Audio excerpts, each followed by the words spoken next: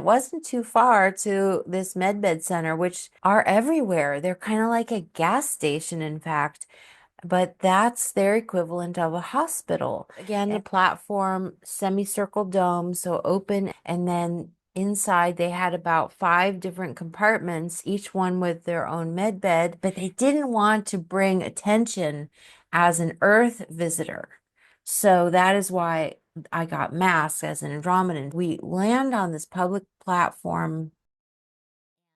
Hello, welcome. I'm going to share the backstory to my Andromedan travel experience that prompted the medbed healing videos. This is going to be a story time where I share my experience in astral travel visiting the Andromedan galaxy. If you'd like to get a cup of coffee, tea, glass of water, whatever it is, and settle in for the talk. It is really my joy to be able to share these experiences. If you're new to me, thank you and welcome. Thank you to all of you who have been following and staying tuned and enjoy my updates and astral travel experiences and ascension talks. It's really, I think, where it's at right now today. So my name is Colleen O'Connor. I'm an energy healer and channel for angelics and star beings. This is a true account of my astral travel experience of my third visit to Andromeda Galaxy.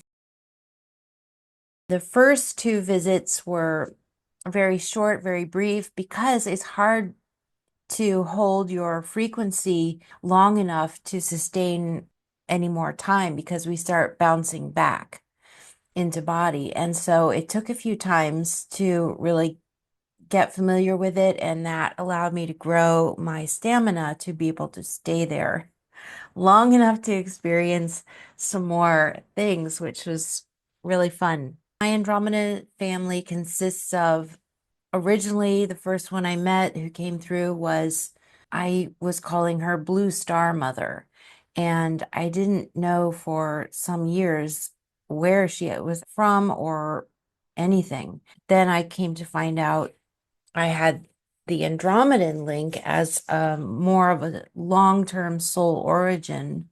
And it's also the place of one of my parallel lives, which is more futuristic, but we know they're all happening at the same time. So these 2 sisters, Amandea, she's the younger one, she's a little bit shorter and she has lighter colored hair.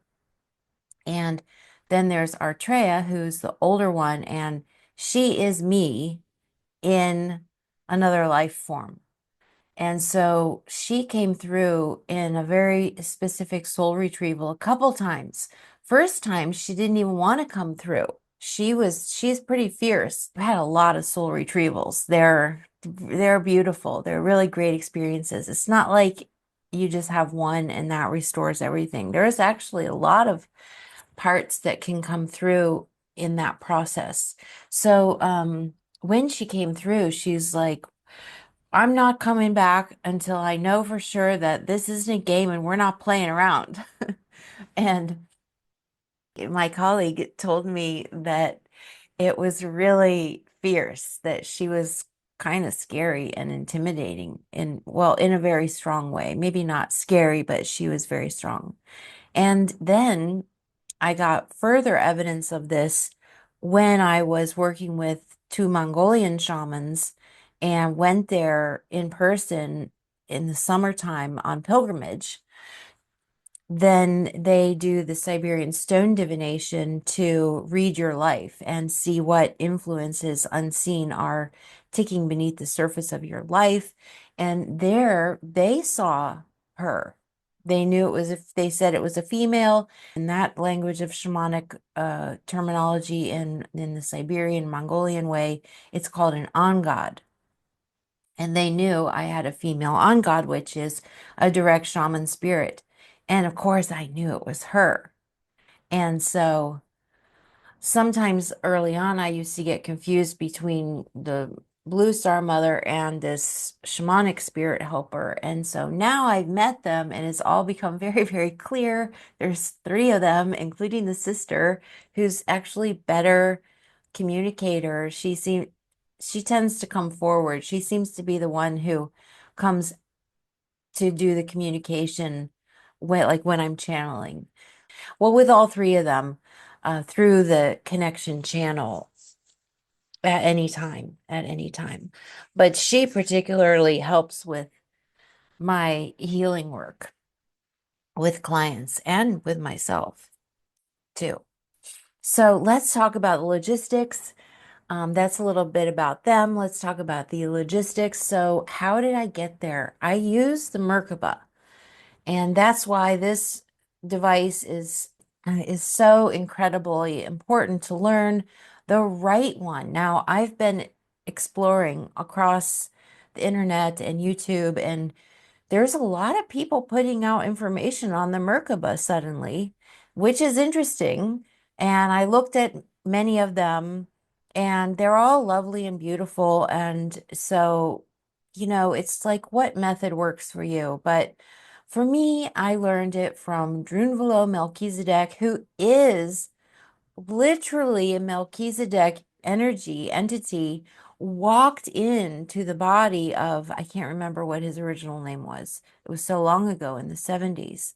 And he's getting to be quite old now, so he's not really on video too much. But there is a series on Gaia that's just his last workshop called the Earth Sky Heart Workshop. I talk about this so often. But honestly, if you found this video and you're listening to me right now, it's probably true for you too, that you want to get the most solid and most educated form of how to activate your Merkaba. I'm going to make a short video on that, on the Drunvalo Melchizedek method. I already filmed myself at the beach doing it. And then I'm just going to put a voiceover to help guide people so they know how to do the new version. Now he is writing a book 4, volume 4 of the Flower of Life series, and that may have even further Merkaba information in it and more about the ascension process. But he's been talking about this exact time that we're living in. He's been talking about for decades, 5 decades. So I have some notes to keep me on track. So how do we get there? So I travel in the Merkaba. Firstly, it's protection. It's a plasma crystalline structure, 2 star tetrahedrons that surround the body, the energy field. And you can read up more about that if you're not familiar, but I think most viewers will be familiar with it, probably even have your own activated. You definitely need guides because getting there is really complicated. And there are entry permissions at the border. So I'll just describe how it went for me. So I was communicating with them. Is it a good time? Can I come for the visit? All right, let's go. In the Merkaba we go. I said, meet me in the void. That's midway. That's easy for them to get there too. And then they show me the way. Then they escorted me there. So through the void and to the left. And then we come to a wormhole. And so all of that's really fast and it's just super smooth and you can feel the speed. It's really fun and exhilarating. And then we get to the wormhole and it goes down and then up and then pretzels around like a loop. And then we pop up right in Andromeda Galaxy. And I've seen a couple pictures of Andromeda Galaxy. And I keep saying galaxy because there's Andromeda, the constellation. I'm talking about the other galaxy that is circular. But I didn't really know technically what things look like. But there are these outer rings I noticed. So at the edge, after the wormhole, then we glide through. So it was the 2 sisters and me. So the 3 of us are in our spheres of light, protection, travel, and we're going through, and when we hit those rings and we're going through, I guess you call it perpendicular, and it's like time slowed down. Then everything went retrograde, which is, not that it's moving backwards, but it appears to be moving backwards because you are going at a different speed than it. Like 2 trains passing. It looks like it's going backwards, but it isn't. And that's what the planets do too. When they go retrograde, they're not physically going backward. It's just that the speed is different and it looks like they're going backwards because you're okay. You get the idea. So that is how we traveled there. Then we hovered around and got permissions. We went to a small blue planet that was off to the right from wherever we entered. Because there are a lot of planets. I saw a lot of other planets, but this one was like a lightish blue. It wasn't tiny, but it wasn't huge. So I say small. And then they masked me when we got there. Before we hovered at the edge, and they realized that because we were going to land on the public platform and just, you just start walking in. It's not like there's a ship or anything because we're just in our crystalline orbs that travel. This is, I think, also how many Pleiadians travel. When you see those orbs of light that happen on film, on camera, or even digital pictures, those are the spirit beings and also other dimensional beings that don't use spacecraft.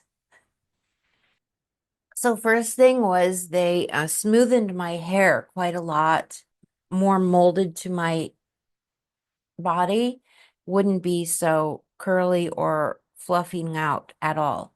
And then the clothing they put on, it was like a off-white rectangular dress that is like a smooth material. I want to say cotton, but I don't know. But it was a fabric, and then it draped.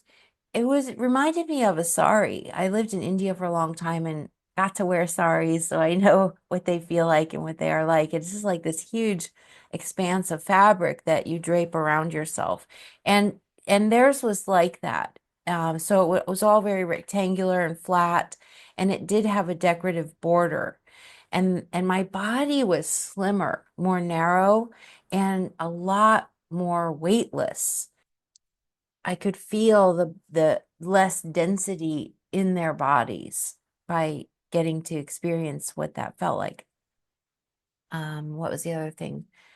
Outfit oh, the eyes. The eyes did get bigger, and the skin has like a very sheer blue, like a bluish tint. There's nothing like Smurf blue. It's not like that or Krishna blue.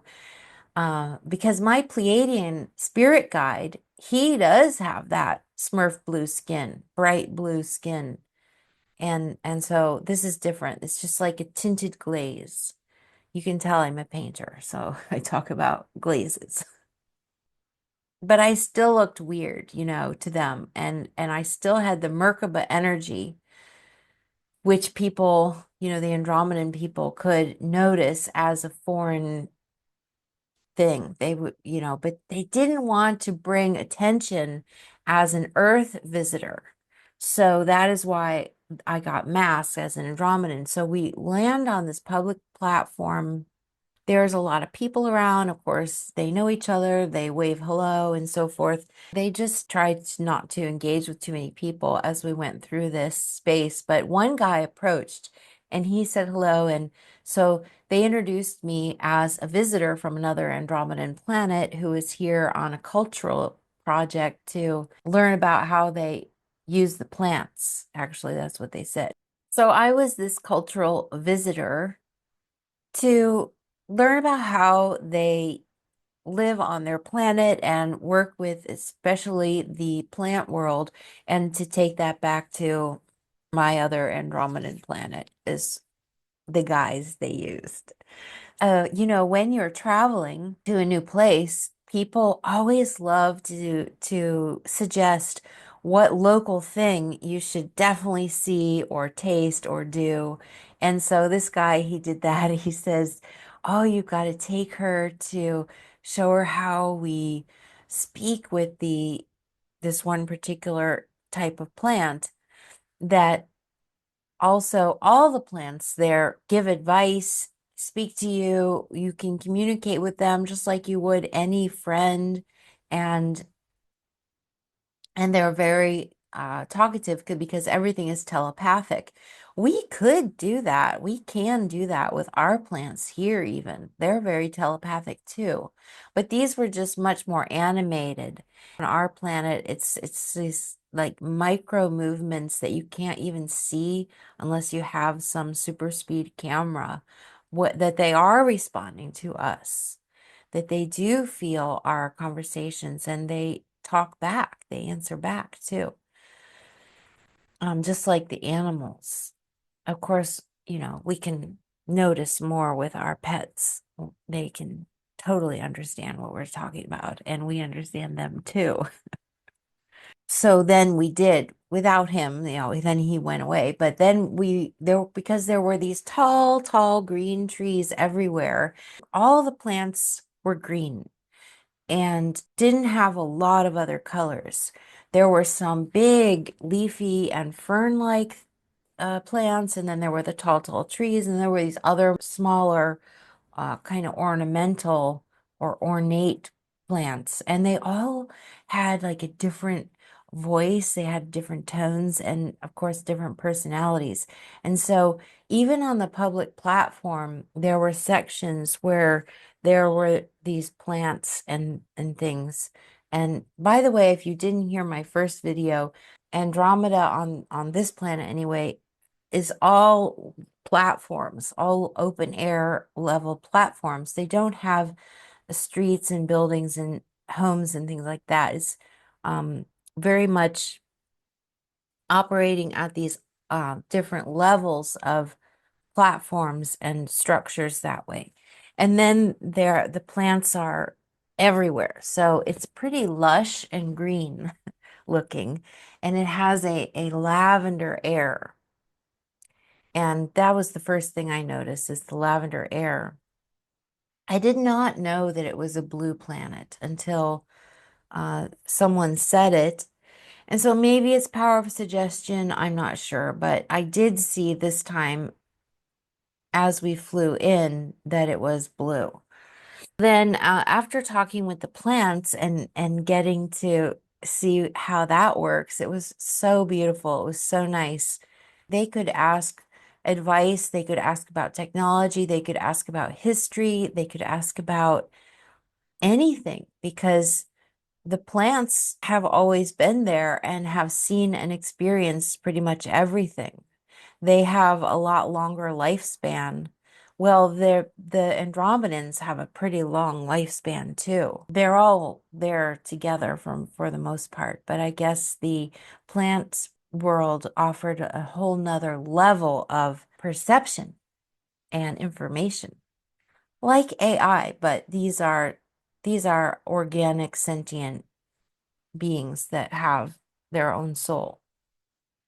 I have to also add that the Andromedans, speaking of AI and conscious devices, they make all the UFOs. They make the best UFOs in all of the galaxy or all of the galaxies, all of the universes.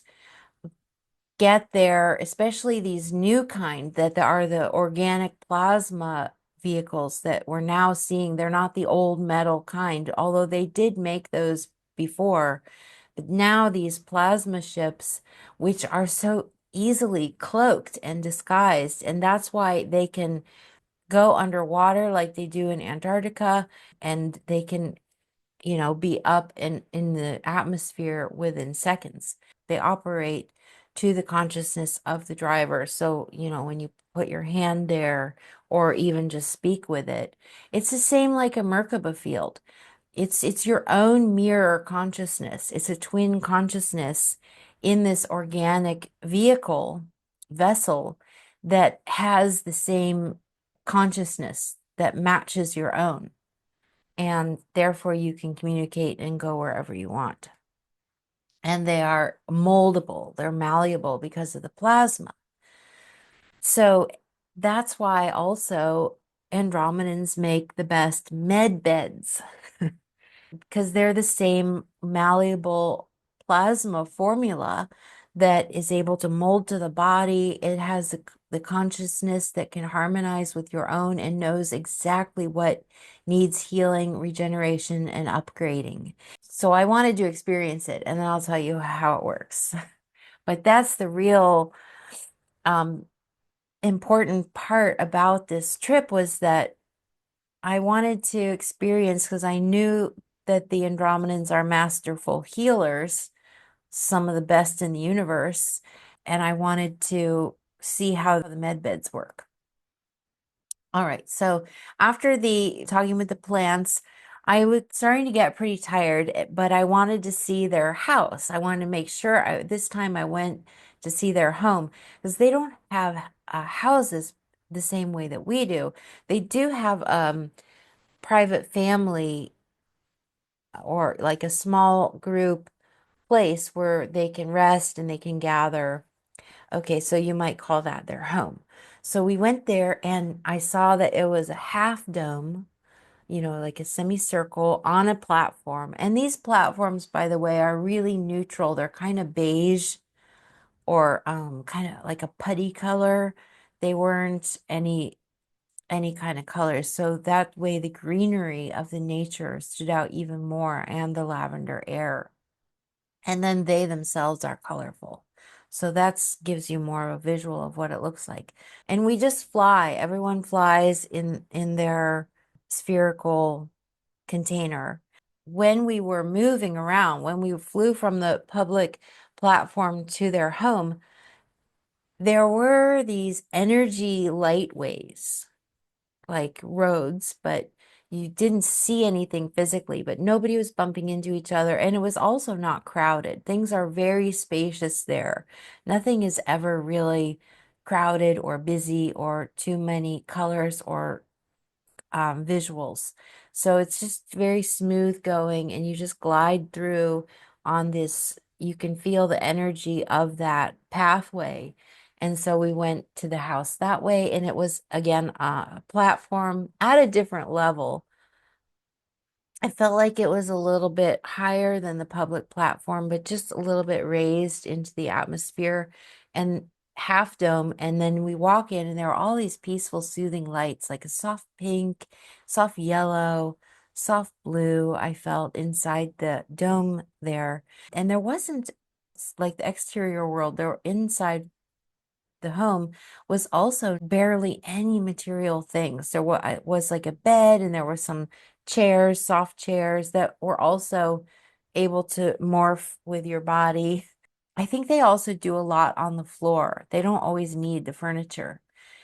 They had small countertops so they could prepare things and do things. And then they had cups, but there weren't a lot of dishes. They just had a very simple cup without a handle that you hold, and it was just smooth. And then they had this drink, and they gave themselves the drink, but they apologized. They said, We're so sorry. We don't think you can have it." But I said, let me just try it. Let me just try a sip and see what happens, just to experiment. And so I took a sip of this yellow drink, and it was kind of fizzy. It was also a live kind of drink, like a probiotic is alive, but even more so. So it was like this very bright yellow and had a presence, even talkative. So I just took a little bit, and it was fine. I was fine with it. Nothing happened. So that was fun.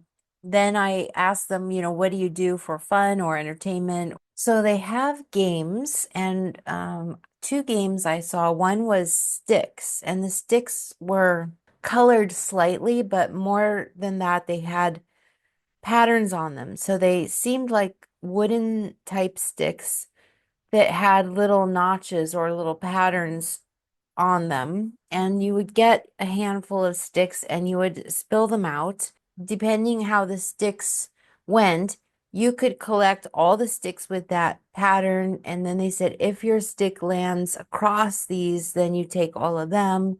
This would go on for a long, long time. And I realized, I think we have a game like this from way back, like in the 1950s. Wasn't there a game, pick up sticks? and you would spill the sticks, and I don't even remember how it went, but it was kind of like that, but different rules, I suspect. And I asked, I have all these sticks and we just keep going, and then you end up with all the sticks. So is there ever a winner here? And they said, no, no, no, there's no winners, and that it's all playful, and they do it really just out of joy because it's fun. It's fun to play with the sticks, and it's fun to see the patterns, and it's a way to connect and just spend time together, they said. This is so there's no strategy thinking or any of that kind of type of mentality. It's really just because it's fun, so you do it. And the other game they had, it was sort of like Mancala.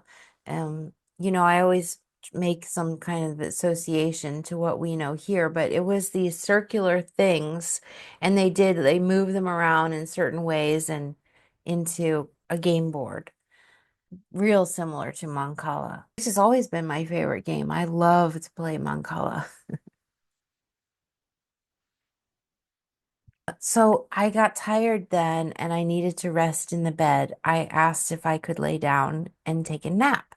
They said, yes, of course. So I laid down, and that's when they gave one of their own activations. And so what happened was they surrounded me.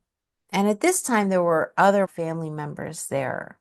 There is a dad, the mother has a husband, and there are some other people, but I didn't really get too familiar with them yet. And so they were all surrounding, and they put these white lights that formed like a web, a cocoon. And then from inside that web of light, I could see geometries were forming. And it became this really safe and warmly lit cocoon-like thing that I got to rest inside. That was really powerful. It was full of these high frequency energies. And so that enveloped me and in this kind of crystalline cocoon for the light activations. Then after some time, I got up. I was energized but tired at the same time, but I really wanted to experience the med beds. I didn't want to come back to my earth home yet. I kept my stamina going, and I said, let's go to the med beds. And they said, okay. So they said, but can you fly? Can you go by yourself? And I tried, I was thinking, yeah, I feel fine. I can do it. And I started to go, but I could feel that I was a bit drained of being in that other frequency atmosphere. So I asked, what do you do when you have a sick person or you need to get someone somewhere and they can't fly on their own? So they did have a vehicle. It was this little pod. It reminded me of a cocoa pod. And then it had the two parts on either end. And then I sat in the pod in the center. My head stuck out so I could see everything. And it was like a little kid on a ride. Here we go. And they're holding on to those, whatever, the pointed ends in the front and back. And they pulled me along, and it wasn't too far to this medbed center, which are everywhere. They're kind of like a gas station, in fact, but that's their equivalent of a hospital. It's again a platform, semicircle dome, so open, and then inside they had about 5 different compartments, each one with their own med bed, and you could go in. It was totally empty. Nobody was in there at the time, so these are available for anybody at any time when you need it. The place is all lit with light blue aqua. I would call it like a Tiffany blue. It's blue with a little bit of green, tiny bit of green, and a light blue. And I chose a bed and laid down. They stood by my side. They were with me the whole entire time. But before I went into total relaxation, I wanted to know how this works. So, how do they have to pay for it? How does it turn on? How does it function? What I noticed is one or two of them was standing at this place where they energized it. So they give it more power from their own. It did not diminish their own power, their own energy. It was just a way to give back, put like an energy bank. And that was the payment, but it didn't cost them anything. They didn't dwindle their own energy or their own power. This keeps the place going, and then the beds work similarly to the spacecraft where and the furniture, the chairs and things, it molds to you. So they kept saying, just relax, lay back. And then when I finally put my head back, I could feel the enveloping organic bed come and just cushion me completely. And that's when all the colors started coming in. So the way it worked was definitely through color therapy, a lot of colors and light codes and color therapy. The first light went to my third eye, and it was yellow, and it was like pulsing its light, gently pulsing and breathing into my third eye. And then I felt this warmth and tingling behind my head at the back, especially at the base and the back, which I then realized that's that reptilian brain. That's the primal brain place and where the subconscious lives. And I felt all these codes. I said, what is this thing I'm feeling? And I saw then, like we see binary codes on videos going in these strips up and down. So it was like that, but it was light codes. And they were scrubbing through that reptilian, that primal brain of all the programming that we receive as infants that really don't serve us. They're pretty warped things the way we perceive as infants before we can rationalize anything and during those childhood years.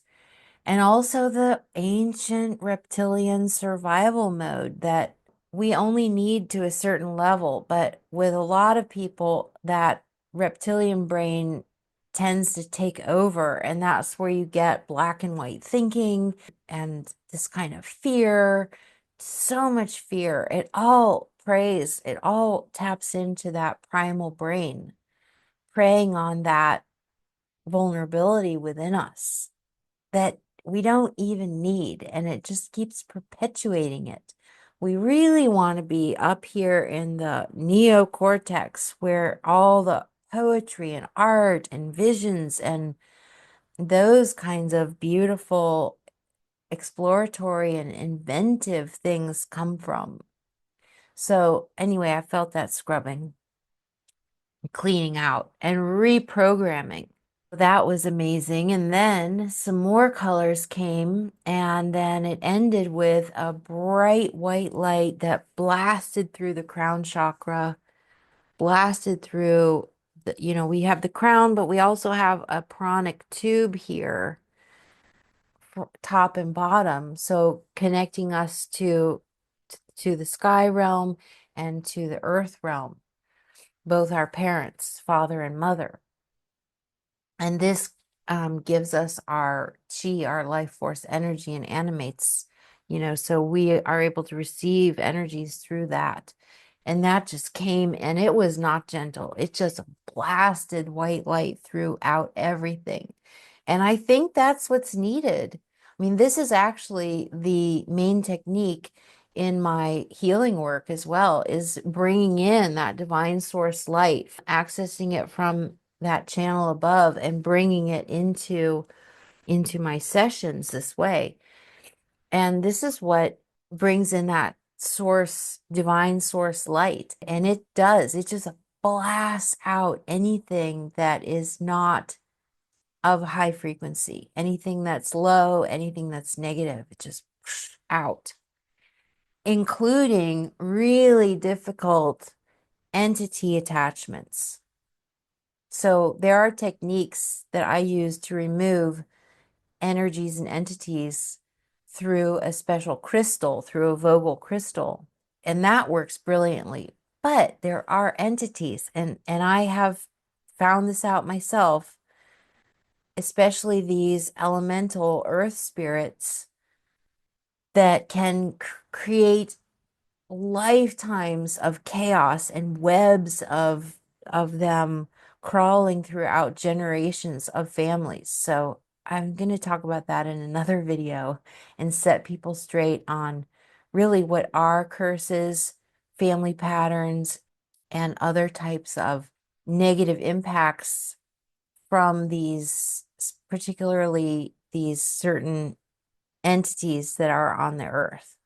Not very friendly to humans because we live amongst a lot of beings that you can't see, and they don't particularly love us, and they can easily get offended and start cursing generations. And there are a lot of stories of this in every single culture. Even look at Ireland, back to the old stories about the Fae people, fairy people, cursing farmers and the cows and the entire crop, and the whole demise throughout that farmer's life and land and cattle for having offended the good people. You have to call them the good people. They don't like to be called fairies. I know this from all my years. My mother and father live in Ireland, so I picked up a lot of the old stories, and I love that. I love researching. So what happened next? Just looking at my notes. During the medbed, it was so intense and so powerful that I was kind of blinking in and out, and I really tried to just relax into it and hold my energy there. But there was a time when I bounced back into my body and I just went right back in. It was fine. That was okay. But I had to say goodbyes pretty quickly because I just couldn't hold on any longer. And so that was fine. It was all ended, and then I was back in body. So I don't notice too much so far from it. We'll see. I think it's something that takes time to start to develop and realize the changes that have occurred. If you like this, I encourage you to practice yourself and definitely keep me posted. This is so much fun. It's just a really exciting time to be in. And I love sharing what I'm experiencing, but I don't hear too much from other people. So what I've done is I've created a celestial soul collective, a circle, a place where we can gather to share information and share stories. It's over on Eventbrite, and we would meet every other Sunday, so twice a month. So that'd be like, depending on how long we go, maybe even 4 hours together a month live, where we can share. I can also give updates on what I'm going through and hear from everyone, to be together and to share our stories and experiences at this time. I do have a second part to this. That is about seeing the new realms. I'm really excited. I've been playing around with this every day before I present it.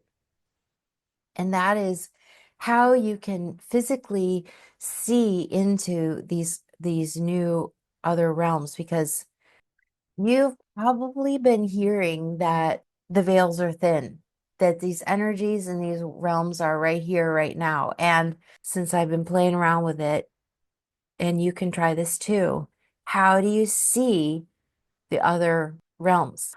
Please consider coming to the Celestial Soul Collective. The link is below in the description.